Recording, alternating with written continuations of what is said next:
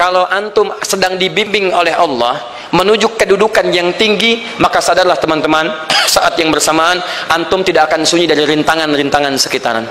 Catat itu baik-baik. Anda kedudukan biasa, naik luar biasa, maka hambatannya itu akan semakin meningkat, tidak sama dengan sebelumnya. Anda orang kecil, diuji dengan ujian kecil. Anda orang menengah, diuji dengan ujian menengah. Anda kedudukan yang tinggi, maka akan diuji dengan kedudukan yang lebih tinggi lagi. Maaf, Allah tidak akan menguji dedaunan dengan angin yang menerpa akar. Pasti berbeda. Karena angin ketika kedudukan semakin tinggi, maka angin semakin kencang akan menerjangnya. Yuk kita turunkan. Jenis ujiannya bisa 3. Perhatikan baik-baik. Sini. Kedudukan bersanding dengan ujian. Kalau rumus fisikanya, F berbanding lurus dengan P. Gaya berbanding lurus dengan tekanan. Jadi kalau antum misalnya rumus asalnya F1 sama dengan F2, gaya gerak sama dengan gaya dorong. Kalau dikembangkan ke sini, tenaga kecil begini, maka yang bunyi kecil. Kalau besar, semakin besar lagi. Nah, memahami rumus ini, F sama dengan P. F berbanding lurus dengan tekanan. Ada gaya tekanan juga yang cukup kuat. Ketika antum pukul kencang, suara kencang. Tapi ini lebih sakit kan? Tekanannya lebih kuat. Itu agak berbeda. Itu dalam persepsi positif. Dalam persepsi negatif juga bisa. Gaya berbanding lurus dengan tekanan. Semakin orang banyak gaya, semakin tertekan hidupnya. Ya? Tanya. Sekarang lihat sini. Rumus ini kalau kita turunkan lewat ayat, am hasibtum an tadkhulul jannata. Apakah Anda akan duga begitu mudah masuk surga? Walamma yatikum matalul ladzina khalau min qablikum. Sementara Allah belum menguji Anda seperti orang dulu yang dijamin surga mendapati ujian. Apa jenis ujiannya? Ini manhaj hidup kita dan kita berhenti di sini. Maaf, saya mungkin hanya 5 ayat dulu untuk hari ini ya. Massatuhumul ba'sa. Ujian pertama disebut dengan ba'sun. Jamaknya ba'sa. Ba'sa. Ini masih ringan. Misal, jarang ke masjid, sekarang mulai ke masjid. Begitu antum ke masjid, Allah kasih ujian sesuai dengan kadar niat antum. Kasih ujian gerimis. Ke masjid gak? Itu ba'sun. Begitu antum ke masjid, orang Arab katakan, nazil matar, turun hujan. La ba's, la ba'sa, la ba'sa. Gak ada masalah. La ba'sa, tidak ada masalah. Serap ke dalam bahasa Indonesia lewat labas. Labas lewat. Ringan. Berarti kalau antum diuji dengan yang ringan, maka antum kadarnya masih ringan, akan dinaikkan kepada yang menengah. Akan yang menengah. Hati-hati betul. Kalau antum belum lulus yang di sini, maka antum akan terus sampai di sini, sampai lulus di sini. Sampai lulus. Antum mau berangkat ke masjid gerimis bisa. Tiba-tiba nggak jadi di rumah. Istri antum mengatakan, "Pak, kok nggak ke masjid? Hujan mah kan cuman gerimis." Takut teriak, masya Allah. Padahal antum misalnya belum kuat untuk berangkat, maka antum akan terus diuji di sini. Lihat rumusnya, Quran surah kedua ayat 286. La yukallifullahu nafsan illa. Allah tidak akan pernah menguji seorang hamba di luar kadar kemampuannya. Jadi kalau antum masih ujian yang ringan, antum diberikan yang ringan. Antum naik menengah, diberikan yang menengah. Antum naik lagi level tinggi, diberikan ujian yang berat. Menengahnya disebut dengan darrun. Waddarra, dari ba'sun jadi darrun. Jamaknya darra. Sudah menyakiti fisik. Kena fisik. Sudah melukai. Hujannya makin deras. Ya. Kalau dalam kehidupan, yang ini mungkin celaan biasa. Duh, sudah berubah ya. Masya Allah. Sekarang jilbabnya sudah panjang. Masya Allah. Duh, semakin panjang ya. Yang ingin Batman ya. Masya Allah. Udah banyak. Begitu sudah mulai pakai cadar, ninja. Oh, Masya Allah. Dorra, sudah nggak enak ke fisik. Dorrun. Lihat rumusnya ya. Lihat rumusnya baik-baik. Ini lebih menenangkan pada jiwa. Ketika Anda dalam level-level seperti ini artinya Allah sedang menaikkan iman Anda dalam level yang lebih tinggi lagi. Jadi ketika ada celaan menghunjam dalam lisan seseorang, sudah mulai menyakiti, itu sebetulnya pengakuan dari Allah lewat lisan orang itu bahwa Anda sedang diangkat keimanan pada tingkat yang lebih tinggi. Ada yang mengatakan, kamu kenapa sih pakai jilbab begitu? Yang biasa aja kali. Mah, yang iman biasa sudah banyak. Saya ingin menampilkan keimanan yang luar biasa. Supaya dengan iman itu saya lebih mendoakan mama. Saya menampakkan amalan-amalan. Mudah-mudahan pahalanya bisa buat mama. Masuk dengan bahasa yang baik. Masya Allah. Jadi kalau antum bisa melawan hal-hal demikian dengan bahasa yang indah, itu nyaman kepada jiwa. Kadang-kadang ada kalimat-kalimat yang tidak perlu pakai dalil, teman-teman sekalian. Kembalikan ke sini. Terakhir, wazulzilu zilzal. Zulzilu. zilzal, gempa, goyang. Dia ada ujian yang bisa menggoyangkan diri kita, membuat gempa hati kita. Antum sudah nggak kuat, kadang-kadang jalan sempoyongan, padahal nggak ada gempa di luar, cuman hati kita kayak kena goncangan. Diserang sana, serang sini, nggak bisa tidur, nggak bisa makan, tawarin ini susah, itu susah. Wazulzilu. Bahkan hatta yaqula Rasul walladzina amanu ma'ahu mata nasrullah. Sampai-sampai Rasul SAW, bahkan orang-orang beriman, bahkan yang setelahnya bisa mengatakan, kapan ini berakhir? Akan tiba masa Anda mengalami satu situasi sampai Anda mengatakan, kapan berakhirnya yang seperti ini? Serang, serang, serang. Perhatikan, jika Anda berada pada level ini, saya ucapkan selamat kepada Anda, karena Anda akan diangkat pada kedudukan yang tertinggi di antara sekian ujian yang ada. Zuzan. Artinya Allah akan naikkan Anda pada derajat yang tinggi.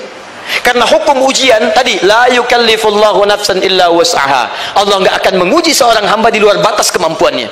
Jadi kalau Anda sudah dipandang oleh Allah siap menerima yang ini, maka Anda akan diberikan zilzal. Kalau Anda nggak mampu, Anda hanya akan diberikan dharra atau ba'sun. Dimohon maaf kalau di antara jamaah yang hadir saat ini Anda merasa sedang punya masalah yang berat, membuat hati Anda goyah. Saya ucapkan pada Anda, dari sekian hamba Allah yang ada di muka bumi, cuman Anda yang diberikan itu. Artinya Allah akan mengangkat derajat Anda. Ayo bahagia dan yakinlah, bukan orang lain yang dititipkan, Anda yang diberikan. Allah percaya pada Anda, kenapa Anda tidak yakin? Bukan orang lain. Jadi mustahil Allah memberikan ujian berat kalau Anda nggak sanggup, karena cuma Anda yang sanggup, Anda yang dikasih. Makanya jangan mengeluh, jangan katakan ya Allah kenapa saya, ya Allah, why me? Kata Allah, why not? Kamu yang bisa, yang lain tidak. Dan tanpa harus Anda menuliskan status, memang cuma saya yang sanggup. Oh, Masya Allah, gak usah. Sadari, kalau bukan sayang, Allah itu punya sifat adil, gak mungkin menukar sesuatu di luar kadarnya. Antum tahu cicak? Halo? Jangan katakan wallahu alam. Cicak, cicak, baik, bagaimana aktivitasnya? Merayap. Di mana? Dinding. Apa makanannya? Nyamuk. Nyamuk bagaimana aktivitasnya? Terbang. Pertanyaan saya, di mana keadilan Allah menjadikan makhluk yang merayap makanannya terbang? Kalau nyamuk masuk kategori pertama tadi, pintar dan tahu dirinya pintar, jadi mainan cicak. Cicak, ayo tangkap. Cicaknya cuma merayap, dianya terbang. Beruntungnya nggak ada nyamuk yang jenius. Tapi yang paling hebat, perhatikan bagaimana lisan orang tua kita menanamkan kalimat-kalimat untuk menanamkan tauhidullah subhanahu wa ta'ala. Cicak-cicak diam-diam merayap. Perhatikan, yang Allah tuntut pada cicak, merayap kamu. Walaupun cuma diam-diam. Lihat baik-baik, diam-diam merayap. Datang seekor, Masya Allah, ketika dia merayap, nyamuk datang. Lihat, bukan cicak mendatangi nyamuk, tapi nyamuk mendatangi cicak. Kalau cicak tidak merayap, mustahil nyamuknya datang. Allah hanya tunjukkan kamu merayap ya, nyamuk datang. Sekalipun dia merayap cuma diam-diam, nyamuknya datang. Jadi hukum Allah itu kalau dipatuhi, nikmat kehidupan. Cicak gak merayap, nyamuk gak datang. Cicak merayap, nyamuk datang. Datang seekor nyamuk. Setelah itu, silahkan. Jadi kalau kita teman-teman ikuti hukum Allah, mau berat, alhamdulillah, mau ringan, alhamdulillah, ya mau sedang, alhamdulillah. Begitu diangkat, artinya ada pengakuan dari Allah, iman kita akan diangkat. Cuman bahasa Nabi Ya'qub alaihissalam kepada Yusuf alaihissalam, mesti ada persiapan dalam mengatasi itu semua. Tidak cukup hanya mendiamkan saja. Maka kata Nabi Ya'qub, jangan kisahkan dulu, bikin dulu pemetaan-pemetaan untuk mudah mengatasi itu semua. Ini poinnya. Anda harus punya rencana. Maka Nabi Ya'qub menyiapkan, bekali dulu ini, siapkan itu. Kalau ambil ke aspek teori untuk kita sekarang, tafsir dari ini untuk menyelesaikan solusi di Quran surah kedua ayat 214 tadi, maka jawabannya ada di Quran surah ketiga ayat 142, paling kiri sebelah atas. Ini kanan sebelah bawah, ini kiri sebelah atas. Dan awal ayatnya dibuka dengan kalimat yang sama. Perhatikan, Al-Baqarah ayat 214 kalimatnya menggunakan am hasibtum an tadkhulul jannah. Ali Imran 142 am hasibtum an tadkhulul jannah. Yang Al-Baqarah itu ujiannya, walamma ya'tikum mathalul ladzina khalau min qablikum massatuhumul ba'sa wad-dharra wazulzilu. Yang Ali Imran itu solusinya. Am hasibtum an tadkhulul jannata walamma ya'lamillahu alladhina jahadu minkum wa ya'lamas sabirin.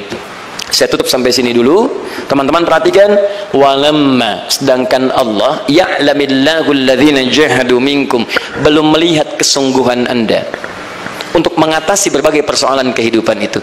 Kalimat jahadu, akar katanya dari kata al-juhdu, serius, sungguh-sungguh. Jadi kalau persoalan Anda ingin segera selesai, Anda mesti serius.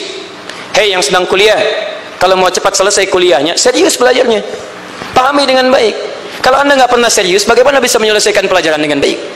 Hei yang sedang berumah tangga, kalau ingin baik rumah tangganya, serius dalam berumah tangga, keluarkan hukum-hukum Allah, terapkan dalam kehidupan rumah tangga, Anda akan mendapatkan manfaatnya.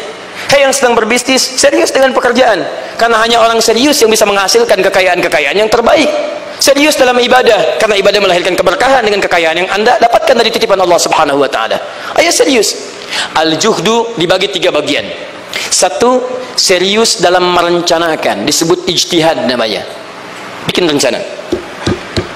Misal, maaf, tadi dalam keluarga, kalau diambil kedudukan Yusuf alaihissalam, antum tempatkan itu pada porsi pertama sebagai target. Misal, Yusuf diberikan kedudukan oleh Allah. Bagaimana anak saya punya kedudukan walaupun tidak sama dengan Yusuf alaihissalam? Cari, rencanakan, buat pemetaan. Di masa depan anak saya mesti punya kedudukan. Apa? Kalau dalam kedokteran, kedudukan dokter yang terbaik. Kalau dalam bisnis, pengusaha yang terbaik. Misal, kalau dalam pemerintahan, jangan tanggung-tanggung, jadi presiden, jadi itu. Anda turunkan kemudian pendidikannya dari situ. Ijtihad direncanakan. Masuknya lewat sini, lewat sini, lewat sini, lewat sini. Seperti kemudian, maaf, Hannah dengan Imran rahimahumullah merencanakan hasil yang terbaik untuk Maryam, bahkan sejak dalam kandungan. Quran surah ketiga Ali Imran dari ayat 35 sampai 37, paling kiri pertengahan sampai bawah. Idz qalat imra'atu Imran rabbi inni nazartu, bahkan nazartu ma fi batni muharrara, saya bernazar anak saya yang lahir ini akan punya kedudukan dekat dengan Allah Subhanahu wa taala. Di sejak bayi direncanakan mau jadi apa. Setelah itu apa? Jihad. Jihad itu kesungguhan dalam mempraktekkan, mengaktualisasikan konsep yang sudah dibuat. Jangan sampai cuma berdoa, tapi doanya tidak disandingkan dengan ikhtiar, nggak nyambung. Makanya ketika lahir ada jihad, jihad dengan doa. Falamma wada'at faqalat rabbi inni wada'tuha untha, ayat 36-nya. Wallahu a'lamu bima wada'at wa laysa dzakaru kal untha. Lihat, wa inni sammaituha Maryam wa inni wa'idhuha bika wa dzurriyyataha minasyaitonir rajim. Doa. Setelah berdoa apa? Teruskan. Bagian akhirnya ayat 37-nya. Maaf teman-teman, tidak cukup dengan doa.